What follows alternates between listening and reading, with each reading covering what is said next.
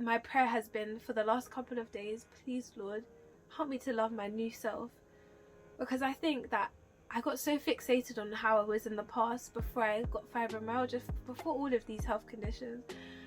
I've been so obsessed with going back to that stage.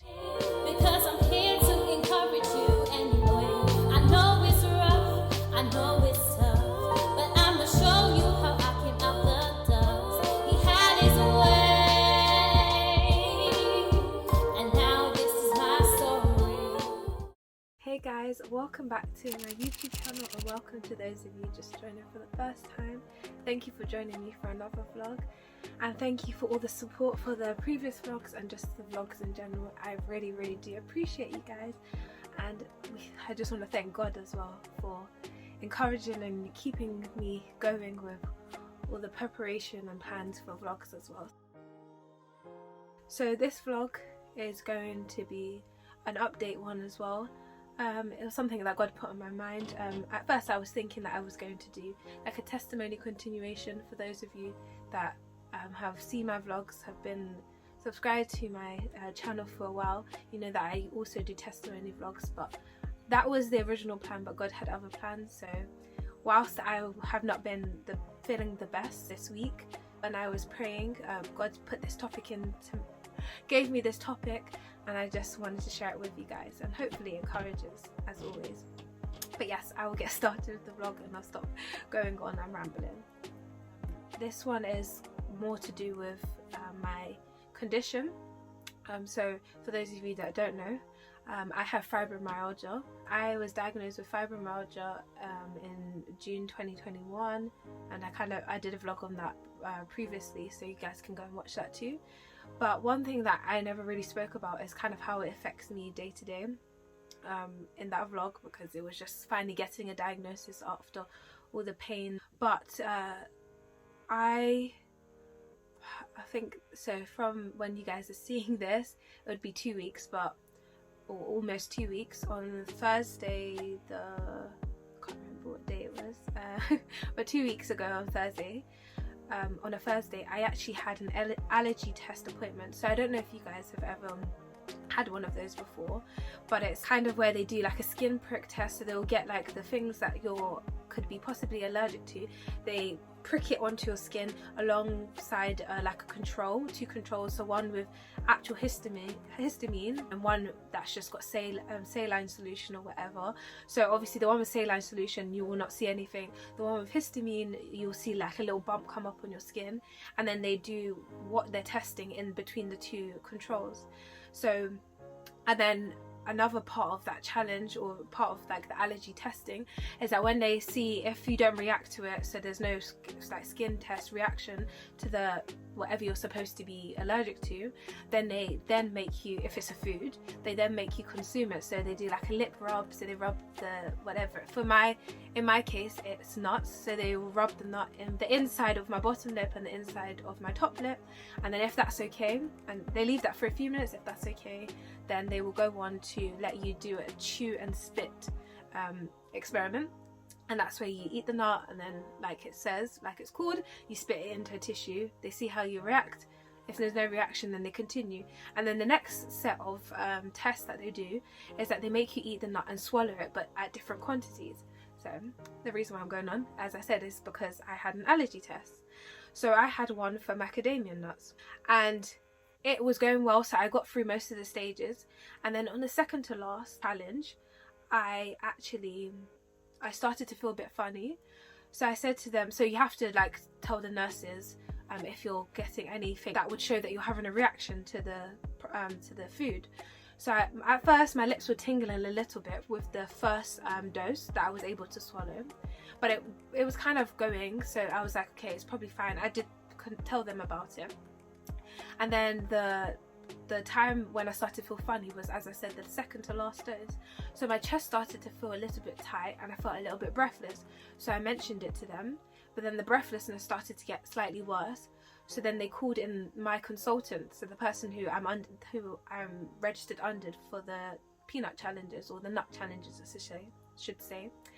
So they called him. He was like, okay, we'll just check your airways, check your oxygen, check your blood pressure. and he said at the moment everything's fine, but we're going to keep monitoring you maybe every 5 minutes.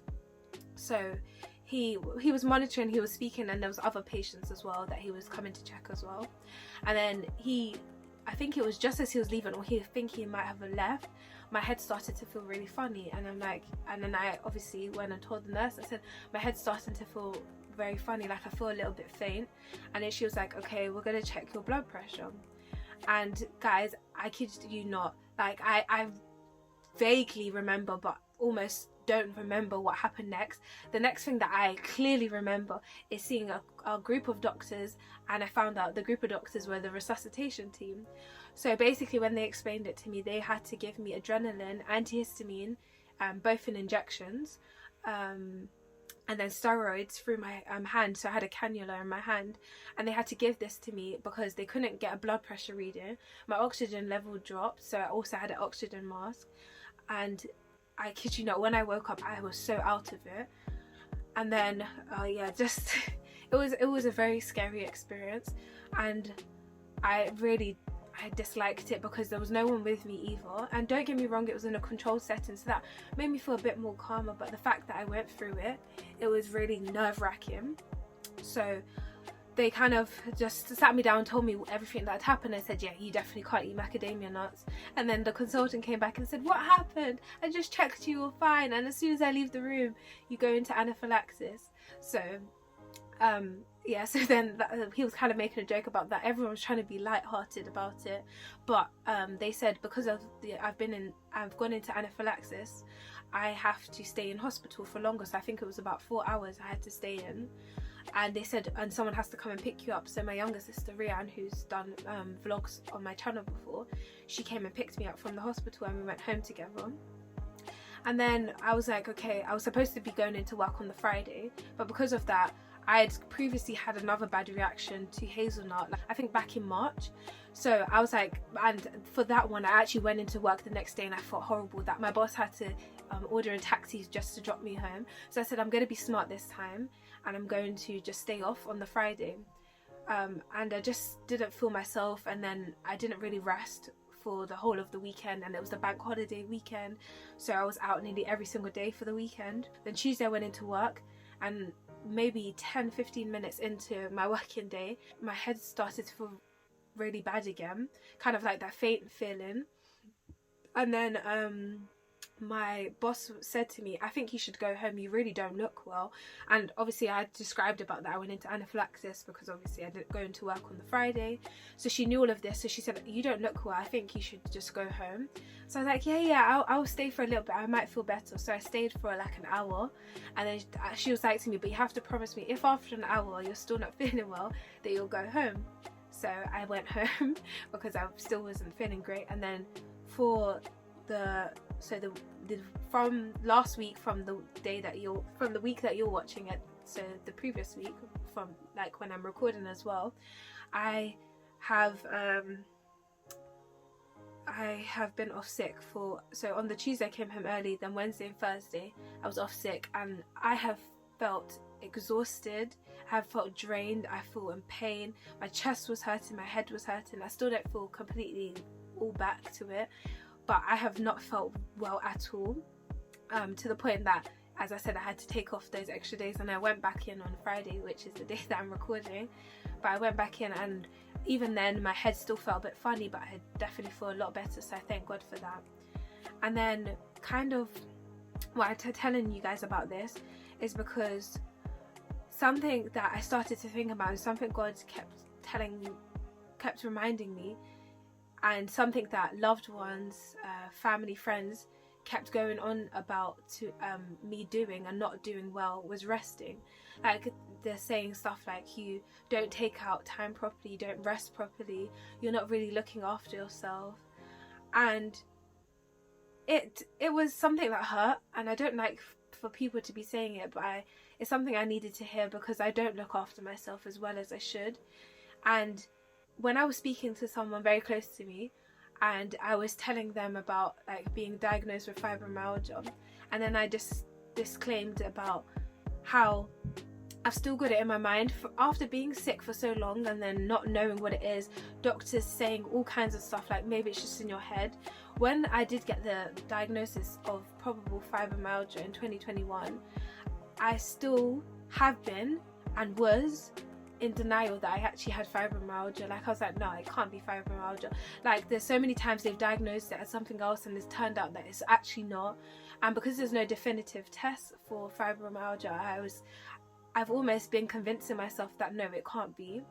And because of that, I think that I just do so much because I'm just like, maybe it is just in my head. And maybe this is something that those of you that are watching maybe can understand, because you may have a chronic illness yourself.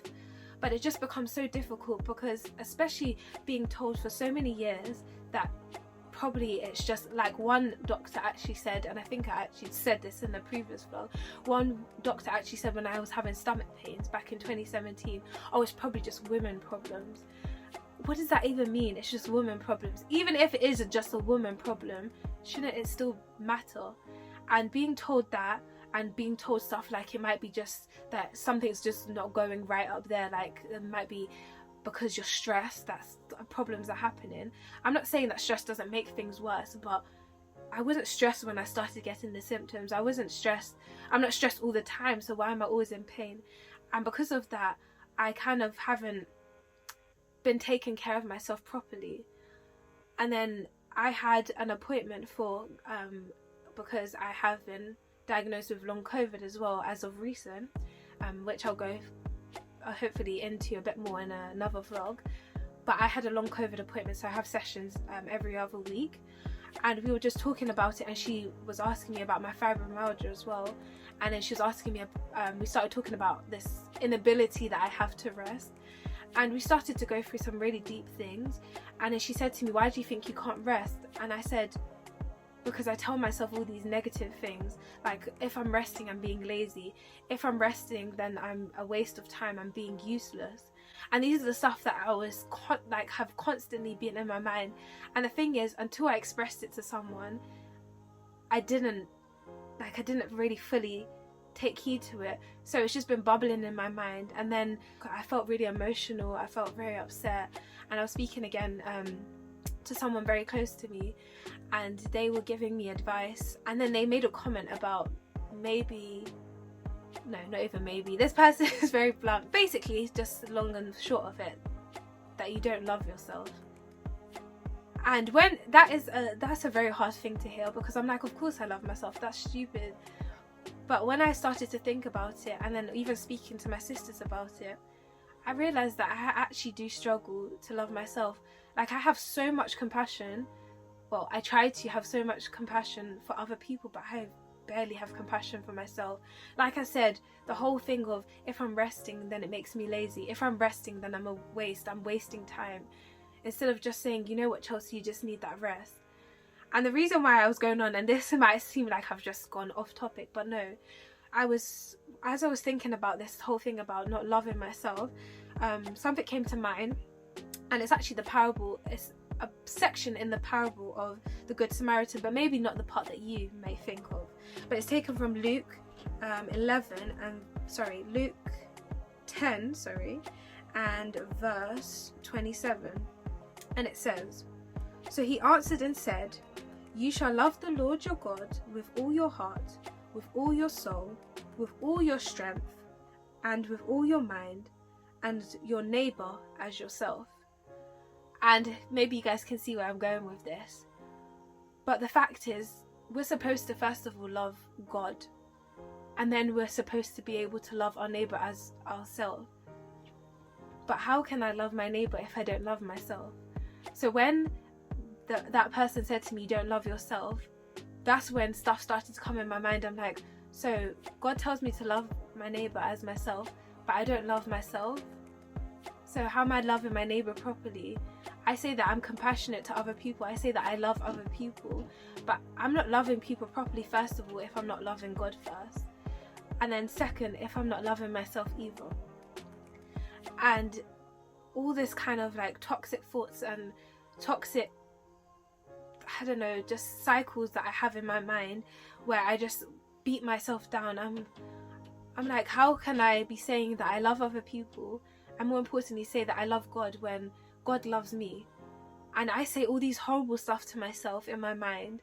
I say really horrible stuff to myself sometimes, and God is telling me that he loves me and that I'm to love him. And it was something that has been on my mind a lot, and I've been, as I said, that I had a lot of time to think because I've not been so well. And I said, God, you know what, I really want to change that thought pattern. And I was even listening to not a podcast, but it's kind of like a talk show, and it was talking about loving yourself and being kind to yourself. And all this time I'm thinking, well, I'm kind to myself, like I do this and that for myself. And I'm like, but Chelsea, do you actually do that stuff for yourself, or is it because other people tell you to do it for yourself? And when I sat with that thought, I started to feel very sad and very teary, because I'm like, I'm not very kind to myself. Like, I treat myself horribly. And if I was to ever see someone treating themselves like that, or someone else treating another person like that, I would be heartbroken. But then again, I treat myself like that every single day.